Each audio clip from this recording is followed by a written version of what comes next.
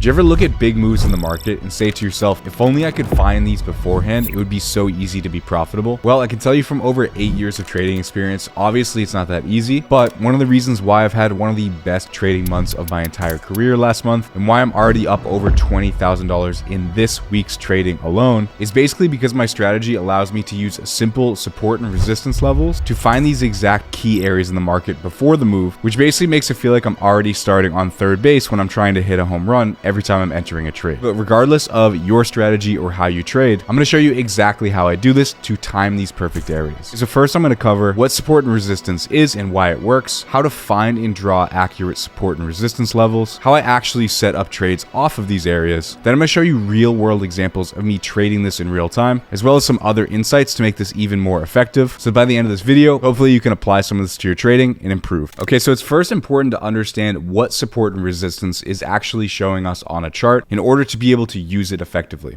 Effectively, what it's showing us is a visual representation of where supply outweighs demand and demand outweighs supply. So if I pull up a simple chart, for example, this is an area where the demand started to outweigh the supply and price is going to continue to move up into an area where the demand is met, the supply starts outweighing the demand, and price is going to settle to an area where the demand once again starts outweighing the supply and continuing to seek new price discovery into those pockets. Okay, and what this is going to show us is one, where price is likely to continue in a trend and make a higher or lower move up, or where price is likely to break out of a trend that was established and start moving into a new direction, which is the formation of a new trend, so we can capture opportunities on that. Okay, and these aren't random areas on a chart. With the analysis I'm going to share with you, we could actually pick these perfect areas on the chart relatively easy, so long as we're setting our chart up effectively and we can draw this analysis. Okay, so now that we understand what support and resistance is, let's figure out how to actually draw it on a chart and make it actionable. So anytime I'm looking at a chart, what I want to do is basically identify areas where price is generally moving up, generally moving down, and then generally moving up. Effectively, these are going to be our opportunity zones and our trend. You can start to pick these out pretty easily visually as you get more and more used to this. Okay, but you can see price is clearly moving up here, down here, up here, in areas where we're coming into either one side of the current trend or breaking out of that trend and reversing are going to be key areas of opportunity that we want to watch out for. So the way we can start actually making this actionable is by clicking on this trend line tool here. I'm on a 1 hour time frame on Solana. So this is data basically showing all of September and October. We can go down to say a 3-minute time frame where each candle is showing us 3 minutes and we can start looking at individual days. This is going to work on pretty much every time frame. And I want to start identifying areas where price tends to continually bounce off of one area. So we can see in this overall upward move here, I can identify this area and this area. I'm going to use that trend tool to just sort of draw along these points and give me my sort of lowest baseline of this trend. Okay, you can also see there's interior trends, you know, off of levels, something like this, and also something like this. But these aren't super clear, defined, actionable trend levels. Some are going to be really good, some aren't going to be that great. Okay, so overall, what we can tell is the price was generally moving up here, and we can see as price starts to aggressively move to the downside here, this is sort of very clearly establishing a new trend where we have more obvious highs and lows of this move. Okay, so once again, I can take this high level here, high level over here, and it's going to show me when price is clearly breaking out of that trend. And when we do see that, now we're starting to see the formation of a new trend. And this seems to be kind of like a random area, but look what happened when price decided to roll all the way off. Look exactly where that low ended up going, the exact overside of this previous trend. So as you start to draw these, you're going to start to see key areas that as we move forward, we can make more actionable with trading strategy. You'll also see off of this area that we drew, that's the exact area where price came up to, reacted a bunch off of, and then continued to move to the downside. That's sort of like the macro view. As we see this trend level being broken, we also now see a way better formation of these low points being touched on this trend. Okay, so once again, I'll take my trend tool off of this low, this low, this low. Okay, so now we can effectively see where this previous trend was broken, where our new trend is now starting. So now we've been able to see our lead-in trend, a new downtrend that was then broken at this point with a firm establishment of where the demand is outweighing the supply along this point. So now that we have this analysis and we understand where the trends are forming, when they're breaking, and where they're continuing, this is going to show us those two pieces of critical information. So now I know a few things. This level is where the price is likely to hit off of and then bounce and make a continuation if price is going to continue to make its way up in the trend. Or if price comes down, contacts this, and breaks underneath it, that's giving me information that the demand is no longer outweighing the supply. supply and that price is now potentially entering a new region of price action. So we can look at that example right here. We have our overall trend line drawn. As you can see, price came down, touched this low point, came back up. As soon as it broke through it, as it came up and touched the underside of this trend, that's the highest point that it went before continuing to make a low. Off of these levels, you can see price moved up, broke through this, recontacted the opposite side of that trend, and that's the lowest portion on this trend that price went before making a continuation higher. So now let's take this current trend as our current trade setup. Now we know as price is going to approach this lower trend level, we know one of two things is going to happen. Either price is going to respond off and continue making a move higher, in which case we can control our risk down here and try to play it in a continuation, or if we see price break underneath that level, we have a fair amount of conviction that price could come up, reattempt this underside of this trend level before making a considerable move to the downside. Okay, so now instead of looking at your chart and having all of these random areas, you can use this in conjunction with a ton of ways to filter this in your specific trading strategy to pick these really critical areas. So that's an example of finding an area where a trend is broken, so you're playing a reversal. But let's take a look at this trend level here to see how we could play into a continuation or a bounce of a current trend. Okay, so you can see we have our trend establishing here. Price finally breaks out above it. And in order to play into a potential continuation of a trend, you can use this tool called Parallel Channel Tool. And what I want to be able to do is identify 1, 2, 3, and we're anticipating a potential fourth point of contact. This is really important to remember. It has to be this 1, 2, 3 anticipating 4 in order for this to work. So when you get one of these trend breaks, you want to find an area where the previous trend is freshly broken. And if you can identify that as your 3 point, you can go from the high of 1 to the high of 3, click and drag down to the bottom of 2, and you can extend that up. And now we have pretty high conviction that if price is going to come back down, we can now anticipate a highly probable area where the demand will outweigh the supply when it does make contact before making a continuation higher. So once again, we can position ourselves in a trade like this where if price continues moving higher, we can once again keep our risk contained so that if we're wrong and price continues moving down, we're keeping our risk contained, but we're basically finding high conviction areas to even look for a trade entry in general. I think there's a bad stigma around supply and demand because obviously you can't pick these levels exactly right every time. But if you start to see responses off of the previous trends, you can now put yourself in really, really high conviction areas. Even with this trend, you can see price is starting to break above it and trade on top of it, bounce on top of it. You can see it comes underneath it, reacts off of the underside of it. And then once again, price comes down. We see it now breaks that level, which is telling us that this trend has basically exhausted. So this is where you know your upside potential is now probably over. And once again, now we have this key area to look out for if price wants to come back into this zone to then be able to position ourselves. And you can see even here, we can identify 1, 2, 3, once again, breaks out of that area. If we use this parallel channel tool off of the most recent low of that trend down to here, up to our 2 point, you can see this is the exact area before price took a massive move to the downside. So you can sort of use these in tandem, and depending on how you have your trend set up, all of these concepts will really start to become super obvious. And these areas, like I showed you before, are now no longer random areas on a chart, but rather key high impact areas on a chart where we can use more advanced strategies, more rules to be able to put ourselves in high probability position. All right, so now that we've done this analysis and we understand how the markets can move, let's go over the math and logic of actually building positions around these sorts of ideas. So say we have this first position. What we can do is once we see the trend is broken, we've had the response off of that level, we can click off of our 1 and 3 down to our 2 level. So when I'm setting up a position, I can click on this long position tool here, click where my entry would be pretty close to where price is going to make contact within this channel. And we want to put our risk outside of this trend. That way, if we don't get the response off of this area, we can keep our risk contained. Clearly, the trend didn't work in our favor and we're taking the trade-off for a small contained risk. And the cool part about this strategy is we actually don't have to set a full take profit right away. We can sort of leave the take profit open-ended. That way, your profit is uncapped, but the risk on the opportunity is capped. And this is really one of the biggest keys of trading, is allowing your winners to run, keeping the risk uniform and contained. So you can double click into this and you can actually put your account size and your risk size. I'm typically risking $1,000 per trade, but say we're risking $100 per trade. We can hit OK, and you're going to see the quantity we need to buy in at this level here is 26 units. So I can go in, click 26 units. I can wait for the price to come down to my level. I can go ahead and buy the 26 units. Okay, and as you can see, as we're starting to go into profit, we're up $100, which is the equal size of our $100 risk. Realistically, there's a ton of different ways to manage manage these positions. But a simple way to do this is basically look at the overall trend and know that a trend is identified by having a higher high, higher low, higher high, higher low, and then this level being broken is signaling that the trend is now making a higher high. That would allow us to now bring our stop loss to underneath this low of the trend, where now we're risking a fraction of what we were risking before. We can let this trade sort of play out. You can see it pushed up, had a pull down and broke a new high. So we can take our stop loss and just continue to walk it up even under some of the internal trends. So this low is an important level. We can walk our stop loss up. And now at this point, you'd have 4x what you were initially risking already locked in. And you can sort of just continue to walk this up over time until you see here price breaks below this level. And you could take the trade off for say 5.8x what you were risking, which would be approximately in this case $600. And boom, now you have the trading profit locked in. Now you can be wrong about 6 trades in a row and still be break even. And the goal is to be able to filter these ideas down and use these strategies to pick these key areas in the market. Okay, so let's look at the secondary example. All right, so price comes down, tests our trend level. So I have my 1, 2, 3 area, draw my parallel channel tool, and I can sort of watch to see where price is going to come up and contact a key area. You can see also coming underneath this support level, you'll start to see patterns where price doesn't really have an easy time breaking through it. Now it's on the opposite side of this trend inside of this channel. So we can set our position up with a stop loss outside of that trend. And with basically the stop loss outside of both of these trends, once again, keep our take profit level open. You can see quantity this time is 24.5. This time I would be selling because I want the price to go down. And then the same process, once price breaks underneath this level, now we have a lower low, lower high, and a lower low. So now this would allow us to move our stop loss underneath this most recent low. So now we're not risking anything on the trade. And we've actually guaranteed locked in about $59. So best case, it continues to drop. Worst case, we lock in $59. In this case, we got a crazy drawdown. So you can see 12x, 13x what we're risking. And once again, lo and behold, off of this earlier drawn trend line is exactly where the take profit ended up being. You can sort of trail this off of this other trend, in which case we should definitely be out of the trade here. So worst case, you're making 3 or 4x what you're making. Best case is you started taking profit when you had 15, 16x what you were risking. But the main point is you were reducing risk over time. So the goal with this would basically be, say on $500 account, you're risking $10, $15 per trade. And just these 2 trades alone, 5.8 and 15.6, even if you were risking say $25 per trade, which would give you $534 in profit. If you were to risk $100 per trade on say $1,000 account, you'd already have over $2,100 in profit. And just to show you, this isn't just a concept. This is an example of one of our head traders here, Alan. You can see he made 34 risk factors on a single trade, which gave him a 473% return. Okay, you can see Joe's in the 10x club. He had crazy amounts of consistency, 3,400, 6,600, 4,200 in week 4. So yes, there's going to be a lot of losses in this and you're going to be wrong, but the goal is you don't have to be right that many times as long as you're keeping your risk contained to stack those risk factors over time. And we can take a look at an example of a trade that I took, also using slightly more advanced concepts than just what I showed you, but nonetheless using those concepts. I was able to pick that specific exact point where price was retesting that underside. You can see I'm up $4,500 in risk, reducing my stop loss to break even, taking off partial positions to make sure that actually locking in profits and really allowing those trades to run. You can see I'm walking my stop loss into profit. I'm up 5,800 after locking in 2,500. You can see I'm up 6,800. And on that trading day, you can see, yes, I'm losing trades. I lost 1,300. I lost 1,200. I was losing half of the trades that I took, but because I was reducing risk on some of the smaller trades and I really let my big trades run, I was able to net out $7,400 in a single day. And like I said, over the past week of trading has been one of the best single weeks of trading. You can see this is a really good example of a trade that I took yesterday where I'm drawing out those exact trend levels. I'm setting my positions up in key areas and you can see price came up, reacted off of that exact level, started to flip. You can see I'm going into profit here. As soon as it breaks under that level, I'm reducing risk. I'm also looking at other things that I don't share openly on YouTube because this is really data driven as you get way further into trading, but I'm sort of showing you how this works. I locked in about one risk factor here, $1,300 in profit. All right, and as this pushed down, I was able to take off about $3,000 in profit on this trade, just walking my stop loss down as I go. If you want to dive deeper into these technical analysis concepts, I'll put another video right here that you can watch. If you're interested in trading alongside me and learning all of this in way more detail, you can check out our education and team right here. Make sure you like and subscribe if you appreciate this video. And until next time, I will see you all in the next one.